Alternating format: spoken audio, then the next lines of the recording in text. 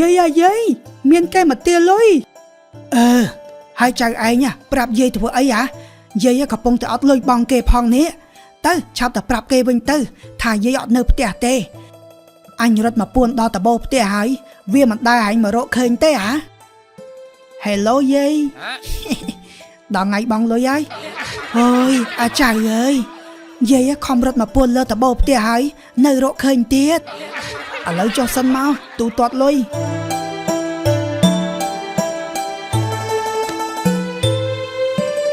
មានកំឡោះ2នាក់ទើបតែបញ្ចប់សិក្សាថ្នាក់ទី12ពួកគេកំពុងពិភាក្សាគ្នាថាគួររៀនបន្តឬរកការងារដើម្បីបានប្រាក់កម្រៃចិញ្ចឹមជីវិតណែអាម៉ៅអាម៉េចទៅប្រឡងជាប់អញ្ចឹងហើយគិតថាគួរតែរៀនបន្តឬអត់តាអញដូចជាអត់ចង់រៀនតសោះរៀនយូរចេះតែគ្រូ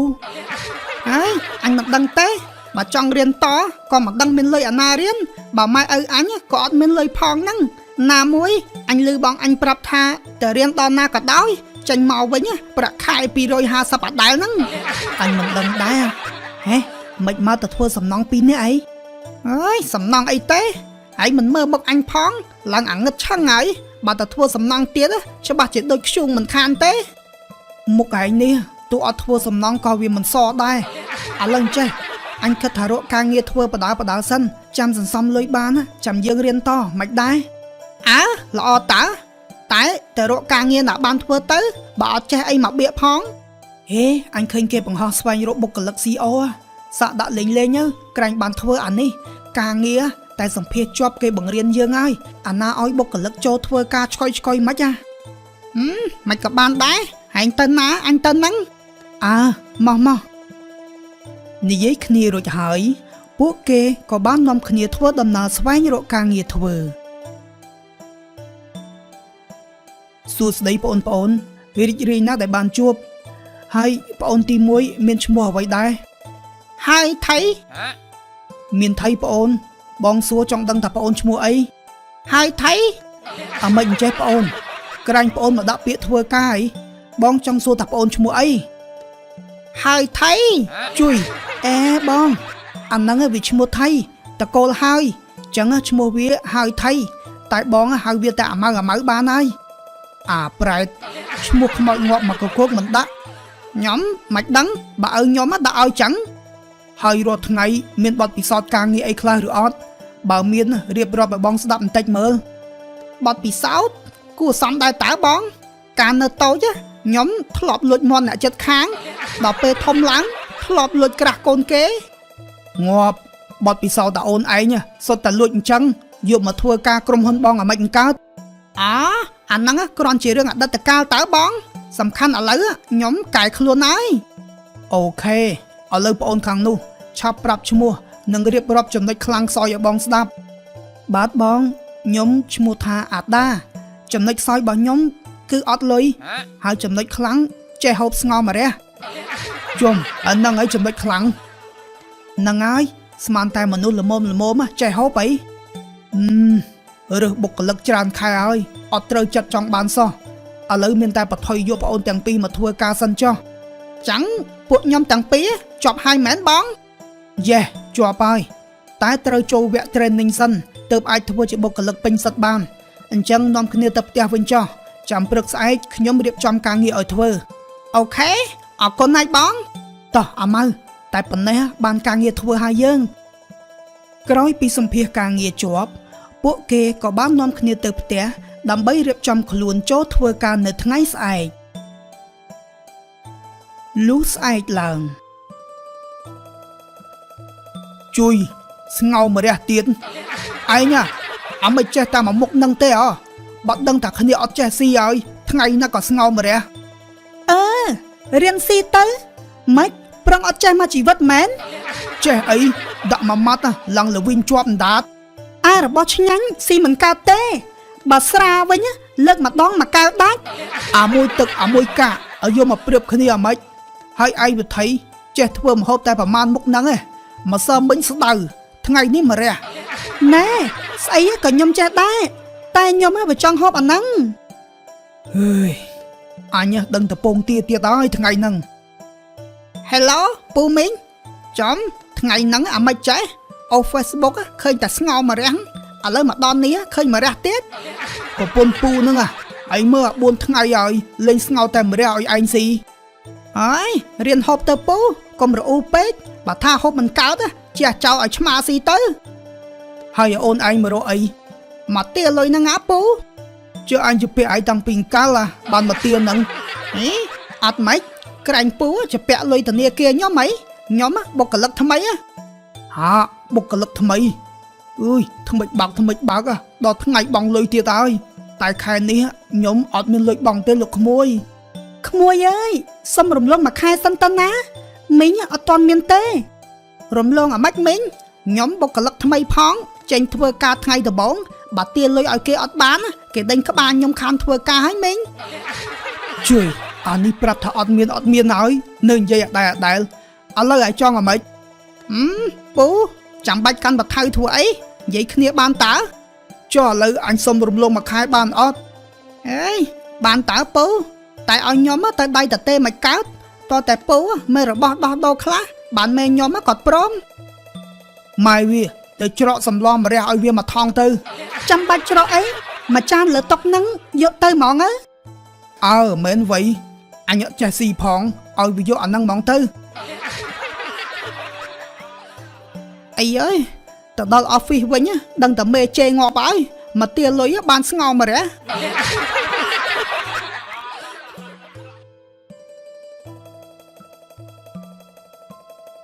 ហេអាពៅយាយនៅផ្ទះអត់តាអត់ផងពូហើយពូរកគាត់ធ្វើអីអូពូមកទាលុយឃើញគាត់អត់បើឃើញជួយប្រាប់គាត់ឲ្យមកជួបពូបន្តិចហូចាំបន្តិចពូចាំខ្ញុំទៅហៅគាត់យាយមានគេមកទាលុយហើយចៅឯងប្រាប់យាយធ្វើអីយាយកំពុងតែអត់លុយបងគេផងនេះទៅឆាប់តែប្រាប់គេវិញទៅថាយាយអត់នៅផ្ទះទេយាយទៅរកកន្លែងពួនសិនហូយយាយជពាក់គេអត់ព្រមសងទេបើអត់មានលុយផងយាយអាចៅនេះពូយាយខ្ញុំគាត់អត់នៅផ្ទះទេគាត់រវល់ទៅរត់ពួនអមិនបានទៅរត់ពួនអញ្ចឹងហេចាំពូទៅរកមើល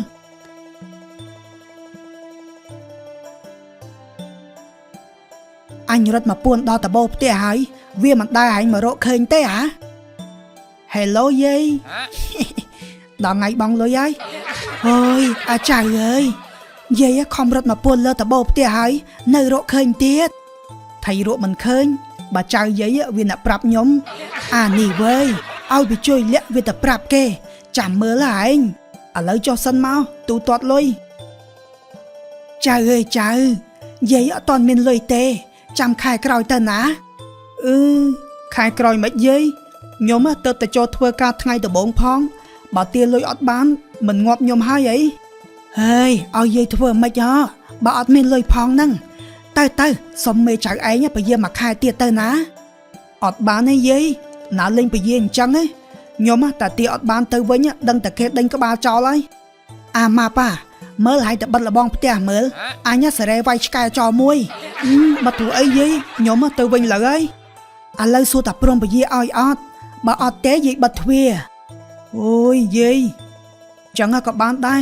តែមានអីប្រចាំខ្លះអត់ទៅវិញដៃតទេមេខ្ញុំជេរងាប់ហើយមិនអីទេនោះចាំយាយចាប់ឆ្មាឲ្យឯងមួយណា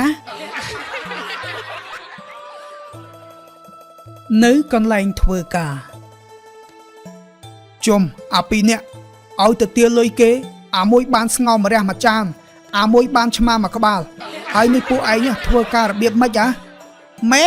ឲ្យធ្វើម៉េចបើតាទាគេអត់ឲ្យលុយហើយគេចង់កាប់ទៀតខ្ញុំគិតថាមកវិញដៃតាទេច្បាស់ជាមេជេហើយក៏សុំស្ងោម្រះគេមួយចានមកឲ្យមេទៅខ្ញុំទាអត់បានដែរមេគាត់គ្រាន់តែឃើញខ្ញុំភ្លាមរត់ទៅពួនដល់តបោផ្ទះដល់ខ្ញុំសួររឿងលុយគាត់ចង់បិទទ្វារវាយឆ្កែហើយចឹងអីឲ្យទាលុយមិនបានជាប់ហ្មងឲ្យតែមានបុគ្គលិកម៉ាក់នឹងច្បាស់ជាអាលាយមិនខានទេក្រុមហ៊ុនអញឥឡូវបានហើយពីរនាក់ឯងទៅផ្ទះវិញចោះហើយស្អែកមិនបាច់មកធ្វើការទៀតទេមិនចឹងមេមកធ្វើការរងងាប់អីទៀតបើថ្ងៃដំបូងទាលុយគេមិនបានផង អញមានលុយអាណាបើកប្រាក់ខែឲ្យឯងទៅឆាប់ទៅចប់ហ្មងអាម៉ៅអើយមានតែសំណងទេយើងឈប់ធ្វើក៏បានដែរការងារមកកកខ្វះអីភ័យ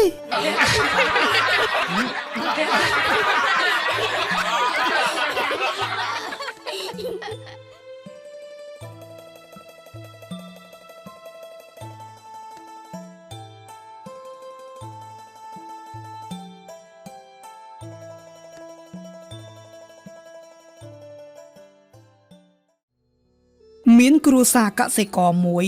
ប្រកបរបរដាំដុះបន្លែជារៀងរាល់ថ្ងៃពួកគាត់តែងតែក្រោកពីព្រលឹមដើម្បីទៅចំការថែទាំដំណាំបើទោះបីជាដំណាំរបស់គាត់ដុះលូតលាស់ល្អយ៉ាងណាក៏ដោយក៏ពួកគាត់ហាក់ពុំសូវទទួលបានកម្រៃច្រើនពីដំណាំទាំងនេះឡើយខ្ញុំមកដូចជាចង់ខ្ជិលហើយឯងរាល់ថ្ងៃខំក្រោកពីព្រលឹមមកថែទាំដំណាំតែដល់ពេលប្រមូលផលលក់មិនដែលបានថ្លៃនឹងគេសោះឯងតាវាអើយធ្វើយ៉ាងម៉េចបើមុខរបរយើងតែប៉ុណ្្នឹងហើយនោះបើមិនធ្វើបានចំណូលឯណាចិញ្ចឹមក្រពះណាមួយយើងក៏គ្មានកូននឹងគេទៀតមានតែស្រែចម្ការបន្តិចបន្តួចហ្នឹងហើយចេះតែប្រឹងទៅរឿងប្រឹងគឺប្រឹងយូរឆ្នាំហើយតែមិនដែលចំណេញបានលុយច្រើនសោះខាតទៅរហូតឯងគិតមើលសាំងជីរបស់របរគ្រប់សពសុទ្ធតែឡើងថ្លៃហើយបន្លែយើងអត់ឡើងថ្លៃសោះលក់ខាតទៅរហូតហ្មងធ្វើម៉េច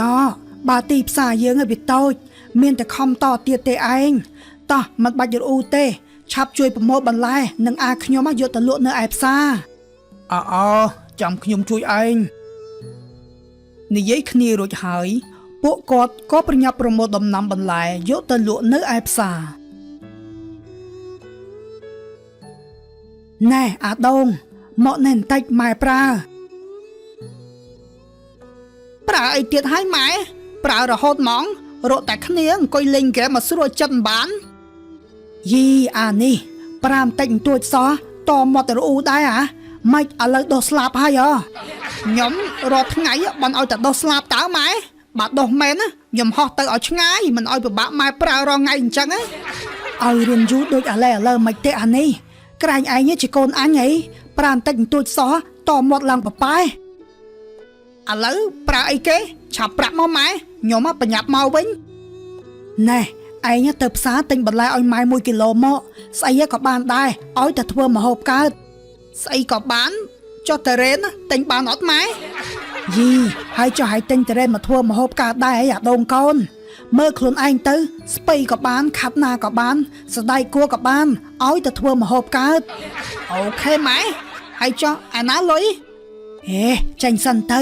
មកវិញចាំម៉ែឲ្យទៀតតាម៉ែមកវិញចាំឲ្យចង់80ដងហើយអត់ដែរឲ្យខ្ញុំវិញចាំម៉ែសរុបឲ្យកុំភ័យទៅឆាប់ទៅបាទម៉ែនាយដូងក្រោយពីកង់គ្នាជាមួយម្ដាយរបស់គេមួយប្រាវរួចមកគេក៏បានដើរទៅផ្សារដើម្បីទិញបន្លែនៅឯផ្សារអូណាជួយលើកបន្លែយាយយកទៅលក់បន្តផងបានទេយាយលក់មិនដាច់សោះនេះលើកអីយាយបន្លែខ្ញុំសុំមកកកលក់មិនអស់ផងរួចតែទិញពីយាយយកមកធ្វើអីទៀតណែជួយយាយផងអាចៅបន្លែយាយអត់មានបាញ់ថ្នាំដាក់ជីគីមីអីទេគឺដាំមកពីដីធម្មជាតិ original តែម្ដងអត់ទេយាយលក់កន្លែងយាយដាក់លក់ហ្មងទៅខ្ញុំមិនដឹងទិញមកធ្វើអីទេបើកំងបន្លែពីក្រៅមកច្រើនសឹងអីណាមួយបន្លែគេសុទ្ធតែស្រស់អត់មានលង្ស្លេចប៉ំដូចបន្លែយាយអញ្ចឹងទេហើយអត់ក៏អត់ទៅអញ្ចឹងចាំយាយដាក់លក់ខ្លួនឯងក៏បានដែរនោះមកដល់ល្មមហើយមិនយូរម៉េចពូក្មួយអើយតាមពិតពូប្រញាប់ដែរហ្នឹងតែធ្វើម៉េចបើបន្លែគេនាំចូលមកយូរហើយអ្នកចាំយកក៏ច្រើនទៀតអញ្ចឹងហើយបានយឺតនោះជុំបន្លែលើកនេះដូចជាស្រស់ជាងរាល់ដងទៀតពូនិយាយមិនស្រស់មិនបើទៅចលក់ថ្នាំរួចហើយអានេះថ្នាំស៊េរីថ្មីដាក់ភ្លាមខៀវស្រស់ភ្លាមតែម្ដងងាប់ហើយពូដាក់ម្លឹងមិនងាប់អ្នកទិញយកទៅហូបអស់ហើយអីរឿងងាប់វាគង់តែងាប់ទេសំខាន់អ្នកទិញគាត់ចូលចិត្តខៀវស្រស់អញ្ចឹងបើយើងមិនចលក់ថ្នាំលក់មិននឹងដាច់ តែបើថ្ងៃណាមួយអ្នកទិញកើតអីទៅគេច្បាស់ជាមករករឿងខ្ញុំហើយអើយទៅខ្វល់អីហើយអាឡ័យតែខ្លាចអ្នកទិញឈឺប្រយ័ត្នរកអង្គច្រកឆ្នាំងគ្មានអូខេពូដាក់រត់មកអញ្ចឹងឆាប់បានដាក់លក់អើយធុញម៉ែដល់ហើយមួយថ្ងៃហ្នឹងប្រើចង់20ដងអីអាចៅជួយទិញបន្លែយាយផងណាយាយលក់មិនដាច់ទេមកព្រឹកហើយលក់បានតែតគុណមកដុំកត់ងាប់ហើយរួចបន្លែយាយអត់មិនបានស្លេកម៉េះ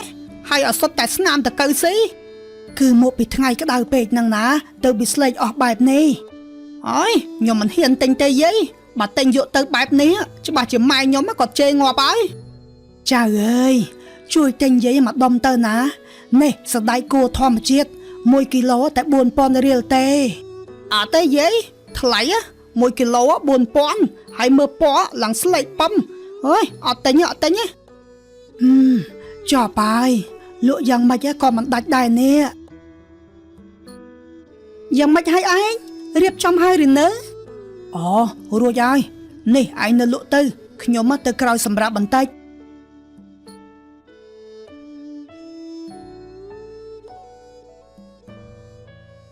ចែមានបន្លែណាហូបហើយប្រឡងជាប់អត់ចែងាប់ហើយប្រុសស្អាតទោះបន្លែមកពីឋានប្រអិនណាក៏ដោយក៏ជួយមិនបានដែរតោះតែខំរៀនណាប្រុសស្អាតចាំហៅខ្ញុំប្រុសស្អាតទៀតហើយសណ្តែកគួរ1គីឡូប្រហែលដែរចែអូ1គីឡូ 4,000 រៀលណាប្រុសស្អាតងាប់ថ្លៃម៉េះអេអត់ថ្លៃទេប្រុសស្អាតសណ្តែកគួរនេះជាប្រភេទសណ្តែកគួរលេខ1នាំចូលមកពីក្រៅប្រទេសប្រុសស្អាតមើលតែពណ៌ទៅដឹងហើយឡើងខ្ចីលវក់តែម្ដងអើមែនតើចឹងបានថ្លៃឥឡូវជួយខ្ចប់ឲ្យខ្ញុំ1គីឡូមកអញ្ចឹងចាប្រុសស្អាតនេះអរគុណហើយណាបាទចែខ្ញុំទៅសិនហើយណាចាប្រុសស្អាតអេប្រុសស្អាតរត់ទិញអីដែរអីជួយចែនេះបោកអញតើ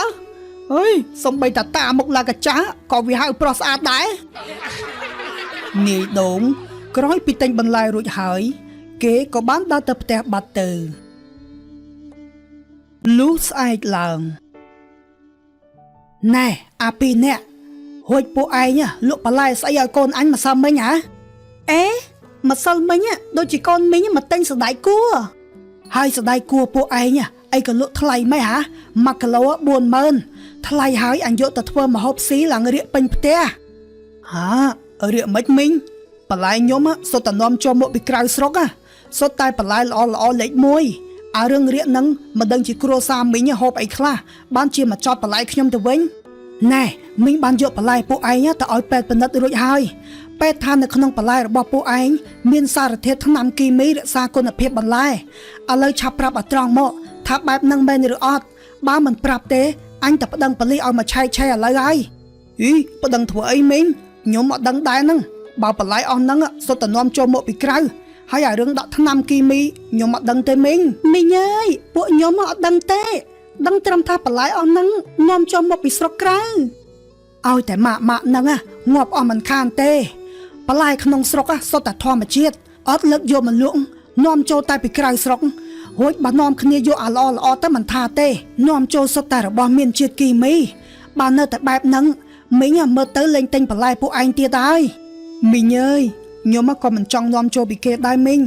តែមកពីខ្ញុំអត់ទុកចិត្តរបស់ក្នុងស្រុកឥឡូវចាំខ្ញុំរើបន្លែអស់ហ្នឹងបោះចោលឲ្យអស់ហើយចាប់ពីស្អែកខ្ញុំនឹងដើរប្រម៉ូទទិញបន្លែអ្នកភូមិរបស់យើងយកមកលក់វិញណាមីងឲ្យវាអញ្ចឹងឡើងខ្វះអីអ្នកភូមិយើងដាំបន្លែធម្មជាតិមកកកោកជួយទិញគាត់យកមកលក់បន្តទៅវាអាចជួយជីវភាពពួកគាត់ដែរបាទមីងខ្ញុំដឹងហើយតែមីងកុំតែប្តឹងប៉ូលីសណាបើពួកគាត់ដឹងមុខរបរខ្ញុំច្បាស់ជាដួលមិនខានទេដំបងមីងក៏តែចង់ប្តឹងដែរតែបន្ទាប់ពីឮពួកឯងថាឈប់នាំចូលបន្លែមកពីក្រៅស្រុកយកមកលក់មីងក៏ដូរចិត្តវិញទៅមិនអីទេ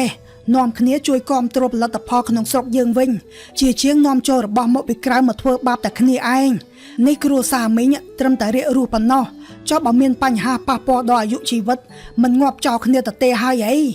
បាទមីងអរគុណហើយខ្ញុំនឹងដើរប្រមូលបន្លែពីអ្នកភូមិយើងយកមកលក់បន្ត ល្អហើយណាមីងលាសិនហើយអញ្ចឹង